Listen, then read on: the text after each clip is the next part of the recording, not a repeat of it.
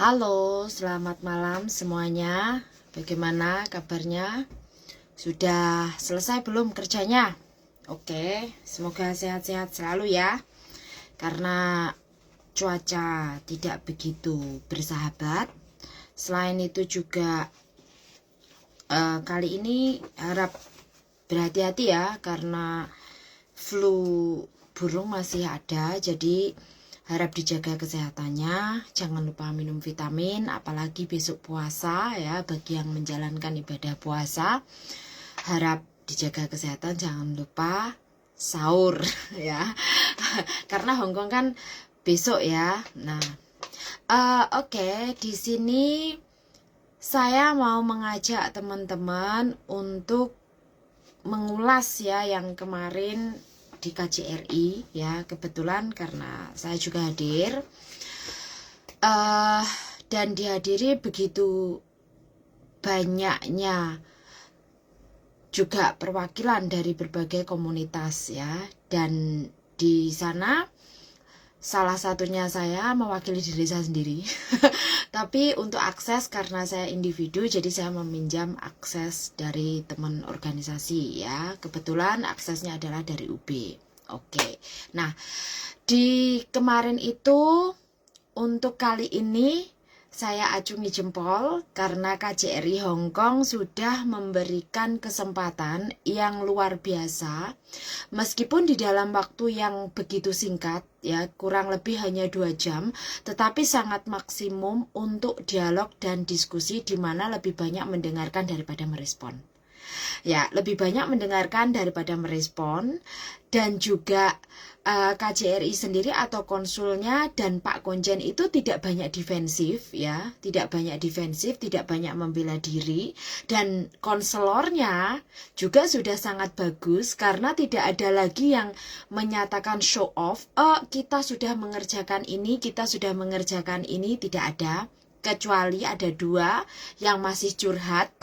Ya, ada 2 yang masih curhat, yang menyatakan masih sudah melakukan banyak hal. Jadi di antaranya yang kemarin dibahas ya, di kloter pertama pertanyaan, di mana untuk kloter pertama yang isu dibawa adalah tentang kontrak kerja ya. Sebenarnya kontrak kerja itu sangat fundamental, dan setiap dari kita itu diharapkan sebenarnya ekspektasinya sudah tahu isi kontrak kerja ya.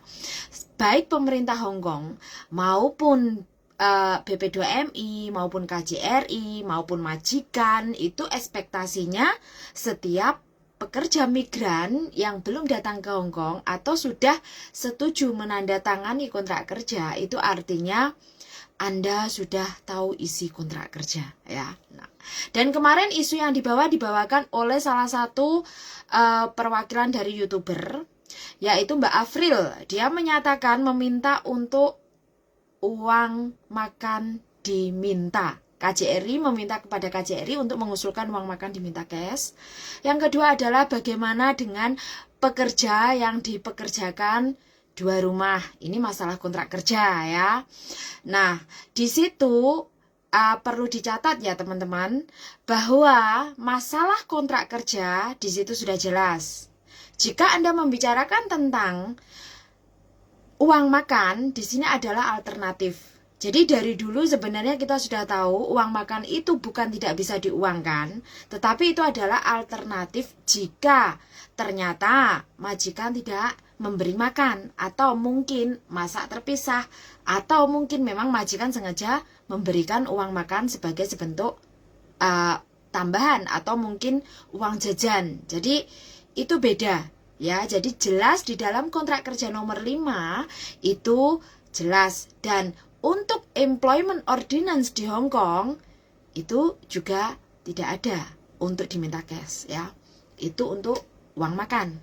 Kemudian untuk dipekerjakan 2 rumah atau dipekerjakan melebihi dari alamat yang tidak sesuai, bagaimana? Di sini sudah berkali-kali kita menjelaskan, itu adalah urusan internal antara majikan dengan pekerja. Jadi pada dasarnya pekerja sendiri juga harus tahu hak dan kewajiban serta peraturan kontrak kerja dan peraturan kerja yang ada di Hong Kong. Ini masalah izin tinggal dan izin kerja. Nah, teman-teman kalau mau tahu kemana harus melapor dan bagaimana caranya, silahkan diketik di Google atau nanti akan saya tambahkan linknya, yaitu apa itu ilegal ya. Di situ ada nomor lapornya, ada bagaimana langkah-langkahnya, pasal-pasalnya sudah saya tulis semua. Jadi nanti akan saya tambahkan linknya ya untuk teman-teman yang dipekerjakan melebihi dari satu rumah. Tetapi masalahnya bagaimana sih sebenarnya? Apakah karena seperti yang disampaikan Mbak Afril, karena selalu menyampaikan ya, beliau selalu menyampaikan bahwa mental setiap orang kan nggak sama, mental setiap orang kan nggak seperti Mbak Kontreng. Bukan, di sini bukan masalah mental ya. Saya tegaskan di sini bukan masalah mental. Jika Anda berbicara tentang peraturan, selalu saya sampaikan think profesional dan be a professional. Kalau Anda treat yourself professional, kamu akan tahu apa yang harus kamu lakukan. Tetapi kalau kalian mentreat kalian sendiri tidak profesional, ya di saat majikan Anda memberikan tawaran untuk mengerjakan di luar kontrak dengan tambahan uang Anda mau, artinya itu kesalahan Anda. Jadi tidak bisa Anda meminta KJRI melakukan apapun. Tetapi kalau Anda mengalami eksploitasi, dipaksa, intimidasi dan diancam, itu dua hal yang berbeda, ya kan? Kalau Anda mengalami intimidasi, paksaan, itu dua hal yang berbeda. Dan kalau Anda mengalami ini, apa yang harus dilakukan? Yang pertama, Anda mencatat, ya, mencatat. Yang kedua, memfoto atau merekam. Yang ketiga, Anda juga harus menolak. Jadi, Anda tetap harus menolak dengan menggunakan peraturan yang tepat. Kalau Anda memaksa saya, pelanggarannya adalah Anda akan di blacklist dan didenda 350.000. Kalau saya juga akan didenda, saya juga penjara, juga di blacklist. Jadi sesuai dengan kontrak kerja nomor 3 dan 4, kita itu tidak boleh mengerjakan pekerjaan di luar alamat ini dan tidak boleh mengerjakan pekerjaan mau domestic helper, mau domestik pekerjaan domestik maupun pekerjaan lainnya yang tidak sesuai dengan kontrak kerja. Itu alasannya dan dasarnya ya. Kemudian selanjutnya yang dibawa lagi adalah tentang selain kontrak kerja ya kan, kontrak kerja tadi yang disampaikan adalah tentang uang makan ya, dan juga tentang pekerjaan di luar kontrak. Selanjutnya adalah tentang mekanisme biaya potongan ya. Mekanisme biaya potongan disampaikan oleh Mbak Jen yang kebetulan dia salah satu buruh migran yang dulu aktif di organisasi, sekarang berada di Hong Kong ya.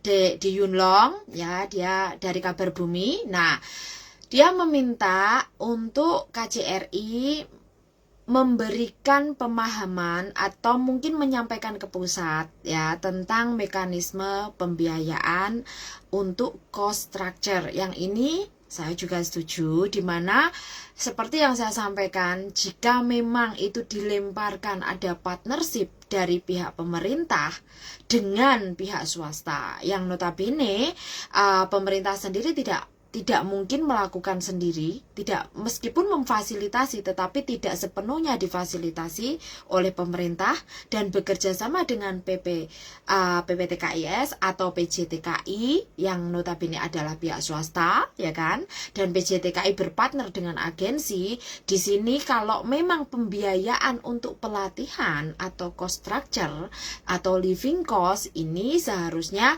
ditanggung oleh siapa, itu harus jelas. Oke, katakan ditanggung, dibiayai oleh pekerja. Uangnya bagaimana? Mekanismenya bagaimana? Jika dikeluarkan sendiri, adakah kwitansinya? Sampai hari ini, masalah mekanisme ini pemerintah tidak mempunyai jumlah yang jelas. Meskipun ada jumlahnya yang jelas dan rincian yang jelas, sejauh ini sampai 2024 pada praktek lapangannya implementasinya tidak sesuai catatan ya. Seperti yang kita tahu, sampai hari ini masih ada yang potongan gajinya sampai 3.000 lebih. Itu juga ada. Meskipun di luar itu kita tidak tahu adakah biaya tambahan, adakah mungkin personal loan atau pinjaman pribadi. Nah, di sini kan karena banyak hal yang mana mekanisme ini tidak dijelaskan sehingga dimanfaatkan pihak ketiga untuk mencari keuntungan. Salah satunya yaitu tadi pesangon, ya kan? Anda ditawari pesangon dan Anda mengiyakan, tapi ternyata pesangon itu dihitung hutang. Dan pembayarannya berupa dolar yang akhirnya jika disesuaikan dengan kurs maka akan berlipat ganda. Kemudian teman-teman akan menyatakan itu overcharging, ya kan? Padahal apakah itu termasuk overcharging? Kita tidak ada yang tahu sebenarnya batas overcharging itu seperti apa. Batas overcharging itu jika memang Anda membayar biaya lebih dari batas yang sudah ditentukan. Sementara batasnya berapa?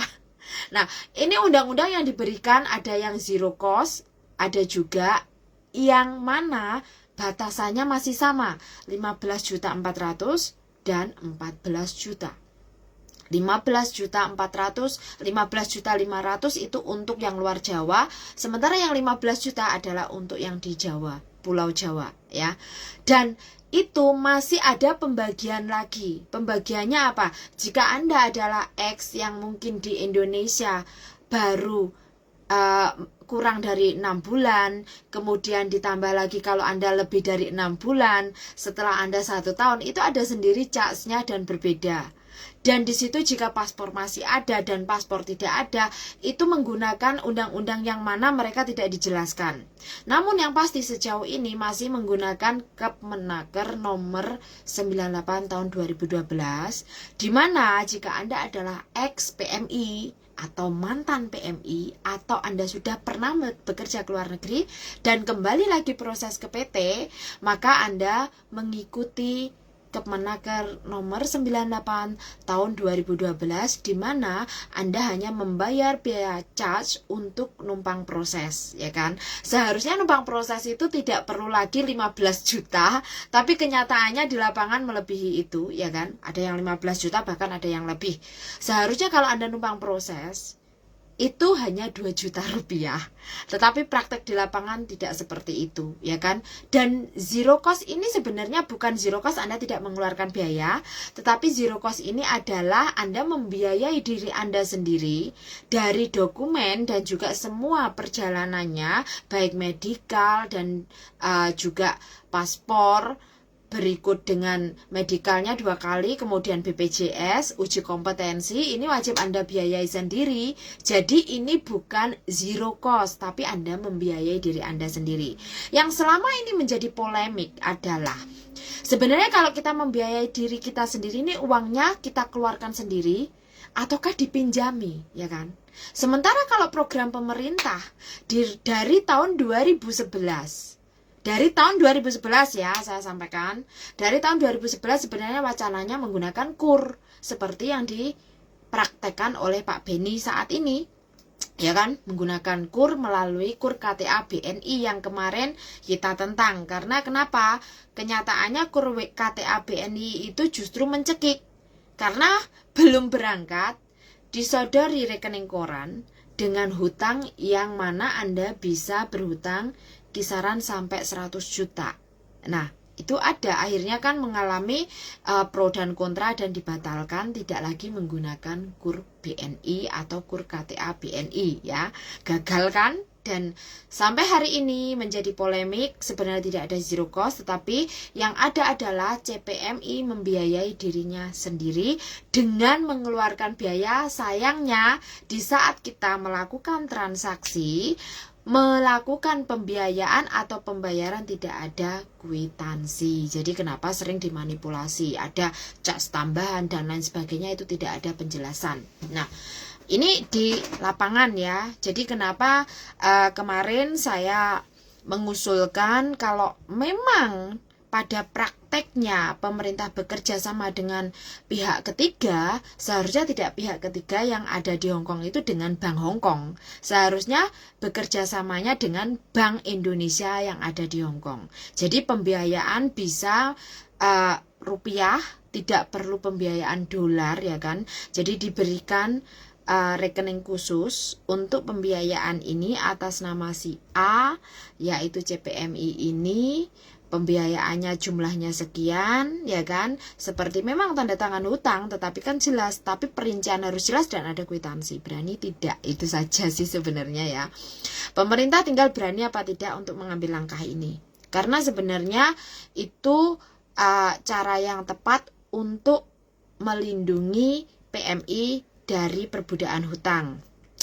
Selain cara tersebut, juga di mana sistem online yang kemarin saya sampaikan termasuk surat pelimpahan proses itu karena sistem online ya. Jadi perbudakan hutang ini adanya sistem online.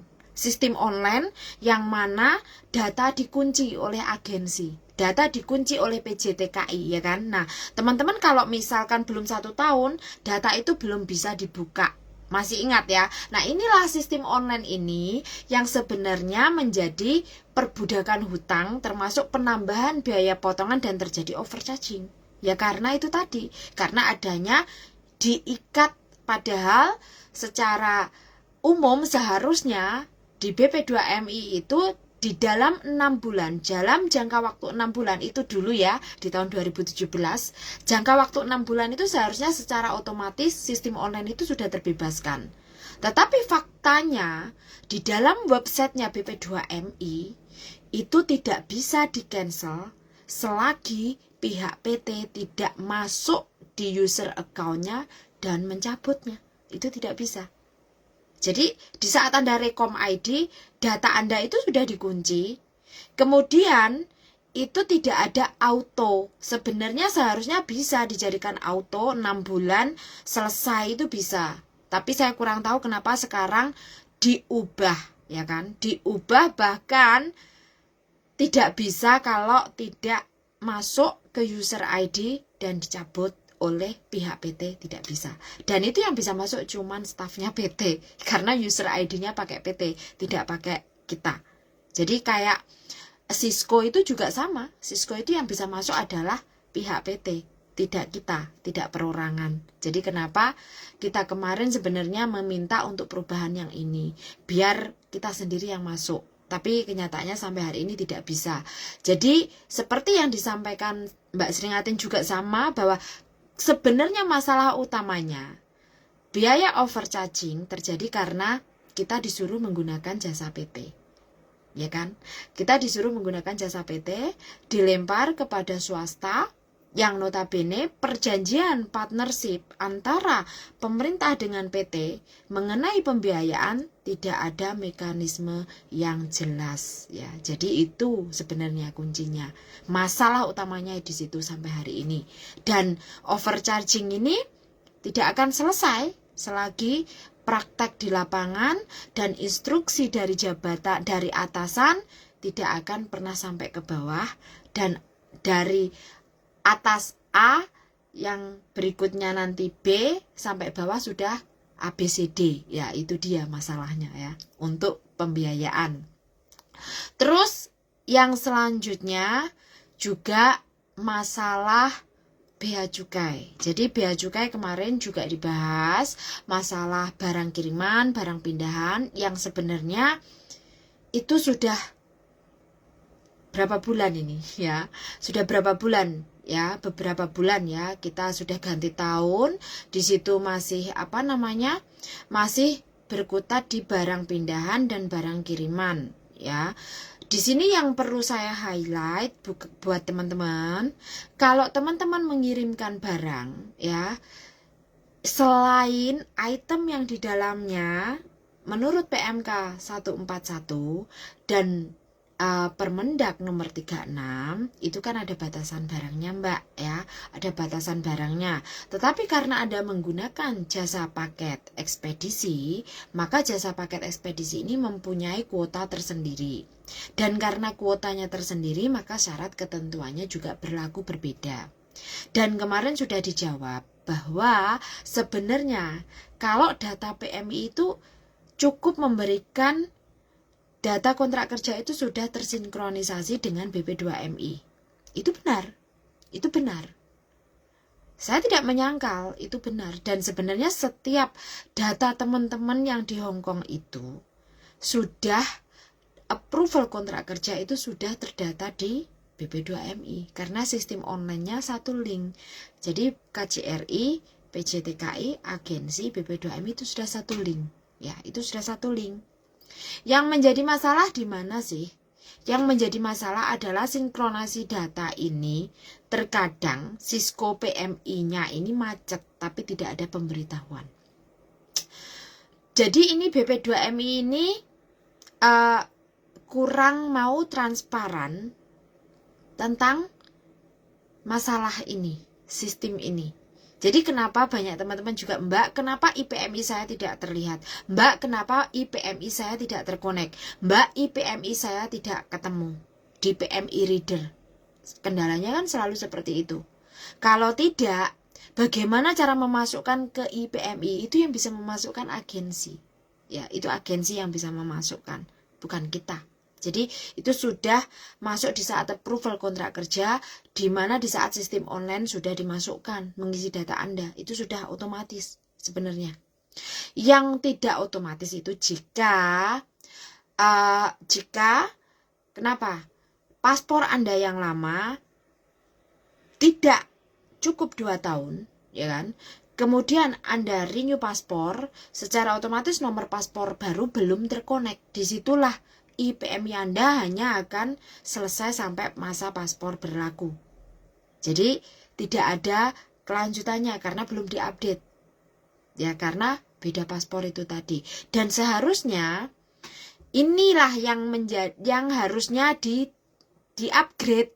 Bagaimana kita mengupdate nomor paspor baru ini agar terkonek, ya kan? Agar terkonek.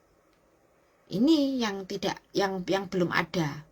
Nah, akhirnya teman-teman ada diberikan 2 pilihan, ya kan? Anda harus menyantumkan data Anda melalui portal WNI atau IPMI. Kalau Anda melalui Cisco atau IPMI, Anda itu berhak atas pembebasan 500 USD 3 kali dalam 1 tahun, ya kan? Tapi kalau ternyata Anda menggunakan yang Kemenlu, yang portal WNI, Anda hanya berhak 1 tahun 1 kali pembebasan. Wes, paham? Ya, ini yang barang kiriman dan pembebasan pajak, ya kan? Kemarin untuk konsul bea cukainya kurang menguasai materi, jadi penjelasannya kurang menarik, penjelasannya kurang bisa diterima, ya. Kemudian untuk barang pindahan, ya, barang pindahan. Nah, pemahaman dari teman-teman mengenai surat barang pindahan ini selalu salah, ya. Saya kurang tahu teman-teman ini dapat informasi dari mana atau mengadopsi info dari mana, saya kurang tahu. Yang pasti Anda memang bisa mendapatkan surat pindahan dari KJRI jika Anda pulang mengirimkan barang Anda untuk pulang terus. Ya, untuk pulang terus. Anda boleh minta surat pindahan dari KJRI untuk mengirimkan barang Anda sebelum Anda pulang. Ya, 3 bulan sebelum Anda kepulangan, Anda mengirimkan barang Anda melalui jasa paket atau melalui pos. Dan untuk menghindari pajak atau biar di 0 rupiah kan, maka barang-barang Anda ini dikirim melalui jasa barang pindahan. Di situ Anda perlu surat pindahan dari KJRI Hong Kong. Nah, kalau Anda tidak mengirimkan barang Anda, gue yura perlu yang KJRI Hong Kong minta surat pindahan, ya. Tapi pemahaman dari setiap PMI itu dari kemarin juga masih ada yang WA saya, Mbak, pulang itu harus ke KJRI minta surat ini loh, Mbak. Sing ngongkon sopo, ya. Jadi akhirnya ini konsul bea cukai ini mumet, bingung jelaskan ke kalian pemahaman kalian karena kalian menggunakan pemahaman kalian sendiri. Kita yang memberikan edukasi juga jadinya capek, ya, jadinya capek karena kita disuruh mengulang dan kalau disuruh membaca atau nanti disuruh mencari videonya, jawabannya adalah Anda ini pemberi informasi tapi Anda ditanya tidak mau menjawab.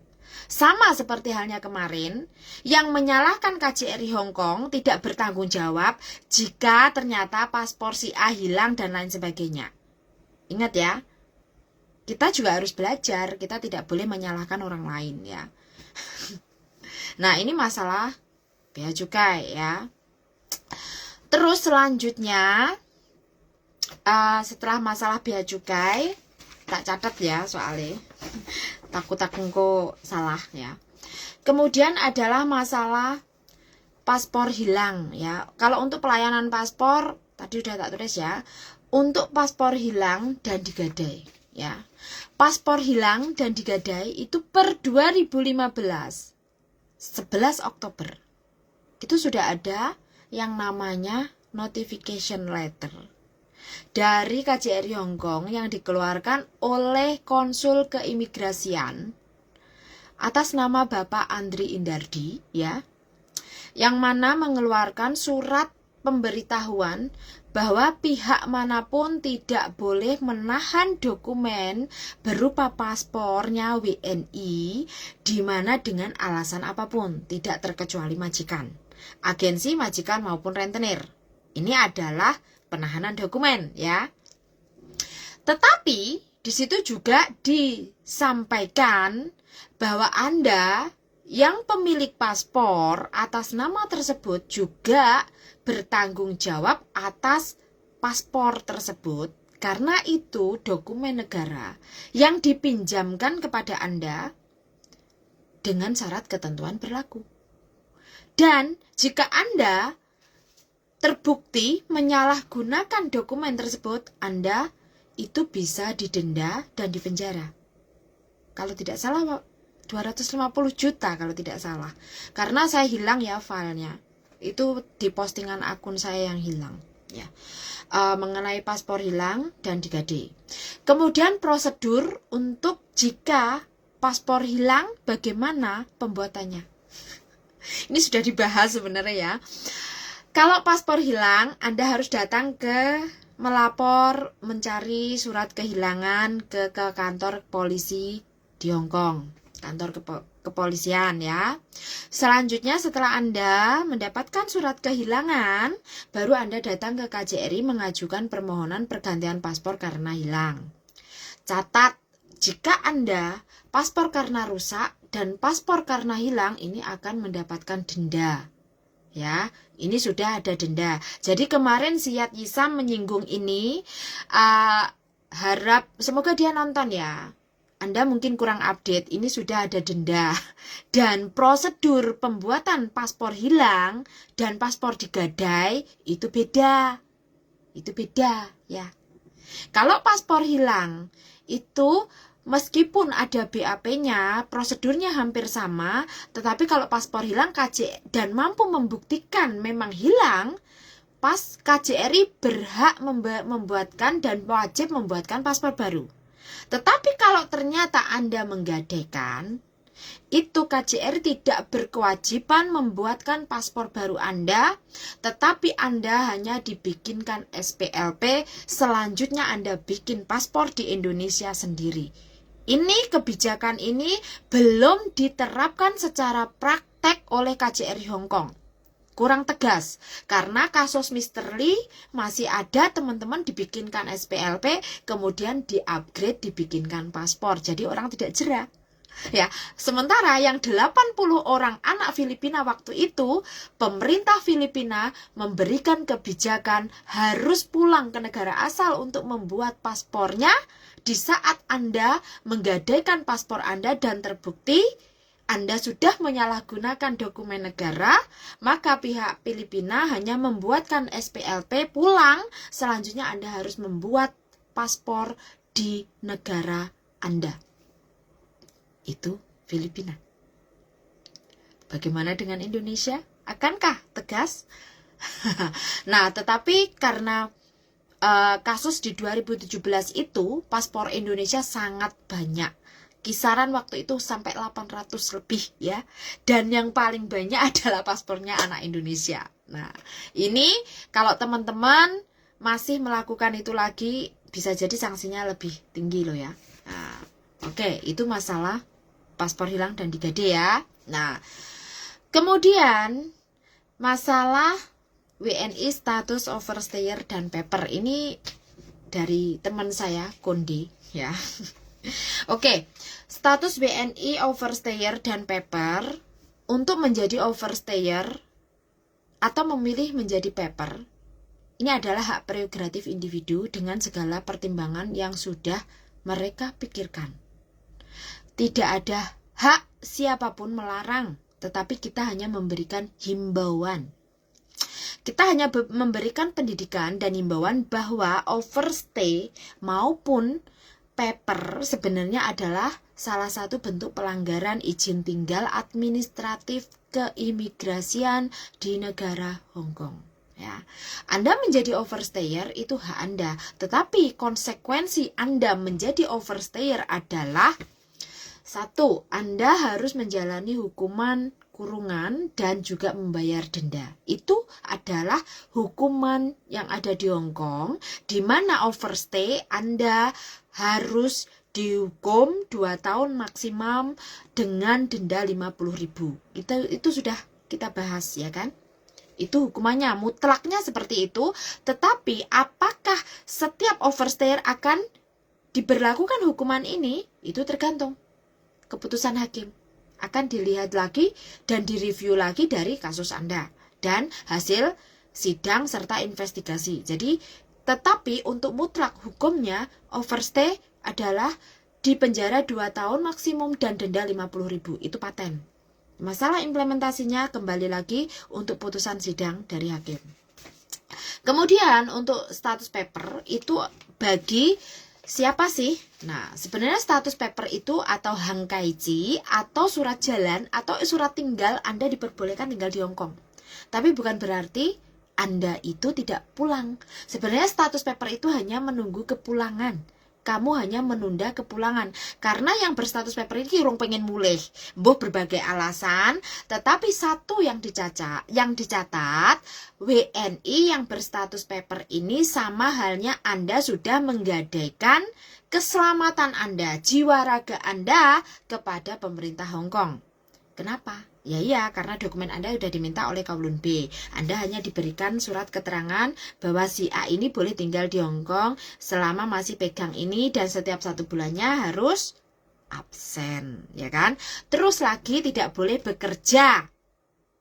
Setiap bulannya Anda mendapatkan jatah makan dari pemerintah Hong Kong sekitaran 1.200 dan 1.800 adalah untuk rumah, ya kan? Dan kalau Anda mau ya, Anda disediakan di ISS, ada tempatnya. Kalau Anda memang mau, tapi ya itu tadi tempatnya bisa jadi tidak layak atau tidak sesuai dengan keinginan Anda atau tidak nyaman. Jadi kebanyakan teman-teman tinggal di luar, ya. Terus kok mereka kadang bisa kerja atau Mbak Kontring? Ya mencuri. Intinya ya mereka bagaimana survive-nya itu hak mereka, tapi yang pasti jika Anda mengambil status paper, artinya Anda sudah menggadaikan jiwa raga Anda kepada pemerintah Hong Kong, ya, untuk mencari perlindungan pemerintah Hong Kong, ya. Nah, itu untuk paper. Yang bisa kita lakukan hanya memberikan pemahaman resiko dan konsekuensi dari Anda mengambil status paper dan overstay. Konsekuensinya selain Anda menjalani hukuman dan kemudian harus membatalkan permohonan paper Anda untuk pulang, melakukan permohonan kepulangan, sidang, menjalani hukuman, kemudian dimintakan surat jalan atau SPLP kepada KJRI baru Anda boleh pulang. Ini untuk status overstayer dan paper, ya. Selanjutnya, konsekuensi terberat adalah Anda tidak boleh jangankan berkunjung ke Hong Kong. Kalau Anda sudah dipulangkan ke Indonesia, kemudian Anda memperbarui paspor dan Anda datang ke Hong Kong sebagai pengunjung, besar kemungkinan Anda ditolak, ya kan? Dan Anda juga tidak bisa lagi bekerja di Hong Kong. Kemudian Anda juga bahkan mungkin transit pun tidak boleh. Jadi ini konsekuensi terberatnya, ya. Bagaimana kalau di bawah garantor, Mbak Kontring? Sudah ada Mbak ya yang pernah garantornya juga pengacara, tetap ditolak. Ya, Terus ada lagi mbaknya itu ada beberapa 3 orang kalau nggak salah sudah konsultasi ke saya. Dia di Singapura, dia pernah overstay di Hong Kong ya kan. Kemudian majikannya membawa dia ke sini hanya untuk loyang sama majikan padahal itu. Dia kena U-turn, dia juga di refuse, dia juga ditolak, dia pulang dikembalikan ke Singapura, majikannya saja yang masuk. Nah, jadi itu jawabannya ya. Konsekuensi terburuk adalah jika Anda mengambil langkah menjadi overstayer dan paper, Anda tidak bisa lagi ke Hong Kong. Ya. Kemudian, apakah paper itu bisa menikah? Ya bisa selagi paper Anda masih aktif, karena identitas Anda, kalau Anda pemegang paper kan, ya paper itu identitas Anda. Anda bisa menikah dengan warga negara Hong Kong. Anda juga bisa menikah dengan sesama paper. Anda juga bisa menikah dengan warga negara asing lainnya, ya kan? Jadi itu bisa. Statusnya bagaimana, ya kan? Statusnya ya tetap paper. Ya, statusnya tetap paper, tidak menjadi upgrade menjadi resident. Meskipun bisa, itu ada beberapa case. Jadi case per case, tidak bisa kita mengeneral bisa, tidak bisa ya. Saya tidak punya kapasitas untuk memberikan jawaban ini, ya kan? Terus tadi ada yang WA saya, Mbak Kontreng, tidak saya jawab, meminta bukti peraturan itu terbaru itu bahasa Inggris atau bahasa Inggrisnya ada tidak. Tidak Mbak, ya akan saya jawab tidak ada, karena imigrasi tidak akan menghadir. Ini adalah hak prerogatif negara, otoritas yang tidak diperlukan untuk diumumkan. Sama halnya mereka boleh Anda boleh memohon, tetapi diloloskan atau tidaknya kembali lagi kepada tuan rumah, ya. Jadi harap dicatat. Kalau Anda meminta saya untuk keterangan tertulisnya, saya tidak ada, tapi Anda bisa mengkonfirmasi sendiri ke, mungkin Anda bisa sharing dengan sesama pelaku atau korban atau apa, terserah ya. Nah itu dia. Kemudian yang ke-8 adalah tentang PMI hamil yang disampaikan Yat Yisam juga. Nah ini mungkin tambahan ya teman-teman, PMI itu memang dibolehkan hamil ya. Di Hong Kong itu hamil tidak kriminal, tetapi ada syarat ketentuan berlaku ya. Anda hamil, ada suaminya atau tidak, Anda menikah atau tidak, entah lemu meteng karo sopo, kuwi ora ngaruh. Di Hong Kong enggak mau tahu ya. Namun yang pasti jika Anda hamil itu apa yang harus dilakukan ya. Yang pertama yang dilakukan adalah tes dulu. Setelah Anda mendapatkan tes positif, periksa ke klinik atau ke dokter. Kemudian sampaikan kepada majikan. Mau disampaikan apa tidak? Ya disampaikan, kondisi Anda memang Anda sedang hamil. Terus di sini bolehkah majikan memecat si PRT yang hamil? Jawabannya ada 2 kondisi. Jika Anda bekerja kurang dari 10 bulan, majikan boleh memutus kontrak. Tapi alasannya tidak karena Anda hamil. Dia akan menggunakan alasan lain. Kalau majikan menuliskan karena Anda hamil, ini majikan bisa dituntut. Jadi harap dipahami. Dengan syarat ketentuan berlaku, apapun alasannya sebenarnya, majikan boleh memutus kontrak asal tidak hamil dan sakit. Gak bakal ditulis ya. Tapi itu memang boleh. Kalau Anda sudah bekerja melebihi dari 10 bulan, majikan tidak boleh memutus kontrak atau memecat, namun Anda berhak atas cuti melahirkan terbayar. Cuti melahirkan sekarang naik, yang dulunya cuma 10 minggu, sekarang menjadi 12 minggu ya. Jadi sekarang yang dulu 2,5 bulan, sekarang menjadi 3 bulan ya. Naik ya, itu sudah dinaikkan. Terus untuk cuti melahirkan bagi si bapak ya, ini kalau PRT atau pekerja, bagi si bapak 5 hari ya, 5 hari kerja. Oke, selanjutnya ini untuk PMI hamil. Kalau memang Anda membutuhkan asisten atau Anda membutuhkan dampingan, itu larinya memang ke Pathfinder. Jadi Yat Yisam kemarin itu saran saya perlu banyak-banyak belajar dulu. Sama juga Mbak Afril ya, sebenarnya bagus Anda punya keberanian itu dari komunitas YouTuber, tapi harap dididik dulu ya, harap dididik dulu, disuruh belajar dulu tentang employment ordinance. Jadi biar lebih paham lagi ya. Jadi nanti kedepannya biar lebih sharp lagi ya. Nah itu untuk Mbak Afril pesan saya sama si Yatisam. Yang lain-lainnya memang mereka sudah konselor, aku nggak perlu pesen. Mereka udah tahu apa yang harus dilakukan ya. Nah itu untuk PMI hamil. Kemudian untuk kesehatan, untuk kesehatan ini yang saya harapkan teman-teman wajib diketahui ya, beberapa kegiatan yang terbaru yang dilakukan KJRI Hongkong salah satunya adalah memfasilitasi pemeriksaan gigi namun hari biasa ya. Memfasilitasi pemeriksaan gigi gratis bagi PMI. Sayangnya hari biasa, meskipun kuota terbatas sayangnya hari biasa, mungkin kedepannya bisa diberikan di hari libur atau hari Minggu Pak ya. Itu salah satunya peningkatan. Kemudian kalau untuk masalah payudara, pap smear dan kewanitaan, di sini urusannya Peduli Sehat Hongkong. Peduli Sehat Hongkong ini adalah komunitas ya. Jadi kalau KJRI mengumumkan ada pemeriksaan payudara dan nomor yang dicantumkan untuk mendaftar itu hotline-nya hotline-nya Peduli Sehat Hongkong Mbak, bukan miliknya KJRI. KJRI hanya sebagai pihak supporter atau pensupport, dikarenakan ini berurusan dengan data WNI, ya kan, data pekerja migran Indonesia, maka melibatkan KJRI sebagai partnership. Tetapi all over, dari program, dari lapangan, dari yang menerima pendaftaran Anda, itu semuanya sama seperti kita PMI. Jadi kalau kamu ki daftar ora usah laporan yang aku Mbak Kontreng aku wis WA tapi ra dijawab. Iki semarakne aku muntap ya. Jadi Mbak Kontreng saya sudah WA ke Peduli Sehat tapi tidak dijawab. Itu karena Peduli Sehat Hongkong itu juga sama seperti kita PMI. Volunteernya juga pekerja migran. Dia juga ikut majikan. Nek urung dijawab kowe ya sabaro, ora sah keluar-keluar geger. Ya. Jadi kalau ada program brosur pemeriksaan payudara ataupun nanti pap smear atau pemeriksaan kewanitaan itu programnya Peduli Sehat Hongkong. Yang mensupport adalah KJRI. Jadi KJRI cuma mensupport. Fasilitas pun KJRI tidak memfasilitasi ya. Ini perlu saya tegaskan. Karena faktanya memang KJRI tidak memfasilitasi ya. Oke, aku rada sentimen saya memang nih. Seharusnya KJRI mensupport fasilitas juga.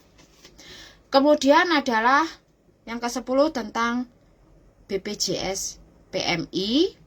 Ya, BPJS PMI ini kemarin saya mengusulkan KJRI harus berkoordinasi dengan BP2MI dan menjadi fasilitator, tidak mengandalkan extension atau orang lain atau pihak luar.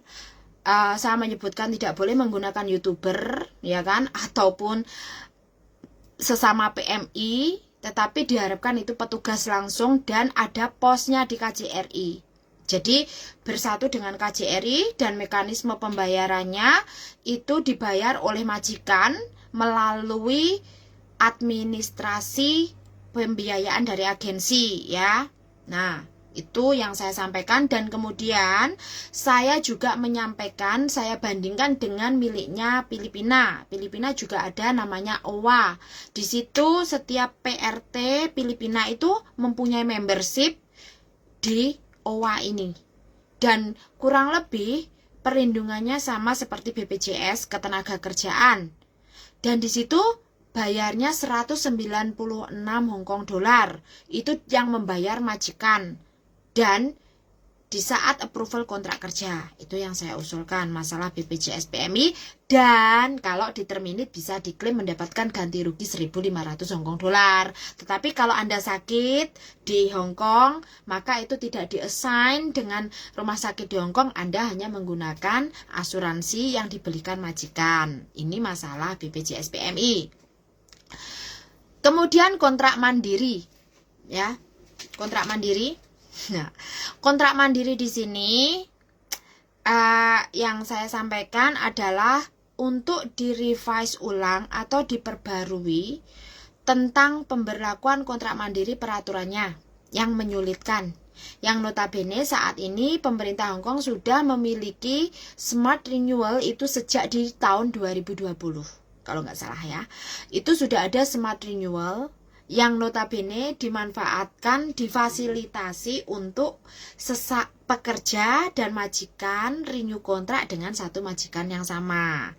Itu dimudahkan, cukup mengambil kontrak kerja di imigrasi Hong Kong dan formulir ID 988A dan 988B dilengkapi oleh majikan dan pekerja. Kemudian boleh ditulis tangan itu, ya. Dulu kan KJRI menyatakan tidak boleh ditulis tangan, harus dengan ketikan, padahal imigrasi boleh. Akhirnya dibolehkan dengan tulisan tangan. Tapi ada perjanjian lain yang mana memberatkan dan bahkan itu tidak diperlukan. Maka saya bilang unnecessary. Karena apa? Surat dari lawyer itu ora penting, karena surat untuk kontrak kerja sendiri sudah legal dan kuat secara hukum. Ya kan, kalau kita mau ada apa-apa di labor departemen, ada masalah apa-apa, cukup dengan kontrak kerja kita sudah selesai, ya kan. Dasarnya kan itu, tidak perlu surat notaris dari pengacara. Nah, sementara surat notaris dari pengacara ini masalahnya tidak semua pengacara di Hong Kong itu mengeluarkan itu, Pak, ya. Kenapa saya tidak kenapa kemarin saya bilang itu unnecessary. Kemudian selain itu adalah surat pernyataan sepihak bahwa jika ada apa-apa, terjadi apa-apa, ini tanggung jawab saya pribadi. Lah KJRI ini ngapain? Ya kan, makanya saya bilang bahwa KJRI tidak mau bekerja lebih atau KJRI tidak mau bekerja, ya karena memang seolah melemparkan tanggung jawab itu. Padahal sebelumnya, di waktu sebelum diubah, itu sudah ada perubahan di letter of application atau garanti letter. Itu ada nomor hotline khusus untuk kontrak mandiri. Jika ada masalah atau jika terjadi sesuatu, any circumstance under employment contract by employer should to contact immediate effect to the number, hotline number for direct hire. Itu ada. Itu sudah ditambahkan. Itu usulan, salah satu usulan yang saya minta ditambahkan. Dan itu sudah ditambahkan. Dan sebenarnya sudah bagus. Ini ada, saya tidak mau dibilang saya negative thinking ya.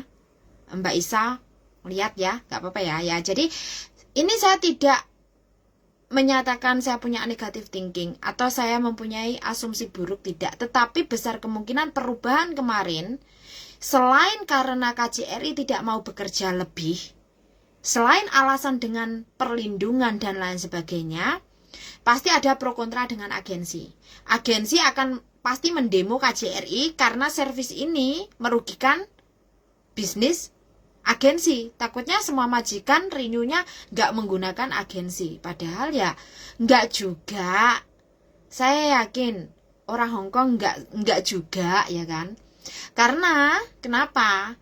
Karena untuk KJRI Hong Kong atau untuk pemerintah Indonesia itu ada, diharapkan majikan dan pekerja datang ke KJRI sesi face to face. Nah, di saat sesi face to face ini, kalau memang kendala bahasa karena majikan bahasa Kantonis, sementara petugas KJRI tidak mampu atau tidak mumpuni dengan bahasa Kantonis, saran saya adalah memberikan draft tulisan dua bahasa, yaitu bahasa Inggris dan bahasa Cina, di mana tentang hak dan kewajiban, apa yang dilakukan hak dan kewajiban kedua belah pihak atau sebuah kesepakatan antara pekerja, majikan, dan juga KJRI sebagai saksinya terjadinya kesetujuan melanjutkan kontrak dengan tanpa paksaan, ya kan? Bikin aja seperti itu, jadi tidak perlu notarisasi, Pak. Bikin aja itu, suratnya, surat tambahan itu dari KJRI sendiri, ya kan? Itu tidak melanggar hukum, itu kan regulasi negara kita untuk melindungi PMI. Kalau memang mau melindungi secara genuine, secara keseluruhan, ya kan? Nah, itu usulannya, ya. Terus tidak perlu melakukan face to face interview yang tidak penting. Karena waktu itu interviewnya itu, kamu sudah menikahkah, anakmu berapa, padahal itu kan di datanya ada semua, Pak. Serius, itu ada, saya ada rekamannya. Saya ada rekamannya, dan parahnya petugas KJRI tidak bisa kantonis, majikan ini tidak bisa bahasa Inggris. Jadi si mbaknya ini yang menjadi translator. Dan akhirnya majikan komplainnya bagaimana? Kolin kun jai ge kwa ya. Manli itu tak ge. Ya gue mau dai ko ciliu me. Gue mau dai ko mankin me. Nah, maksudnya KJRI-mu ini sangat lucu. Pertanyaannya pertanyaan yang seharusnya tidak ditanyakan, yang sudah bisa dilihat di data mereka. Jadi, kontrak mandiri ini kalau mendatangkan majikan dan pekerja itu adalah hanya untuk pembuktian apa benar iki majikanmu tenan. Karena yang ditakutkan itu bukan majikannya tetapi beli majikan. Ya kan?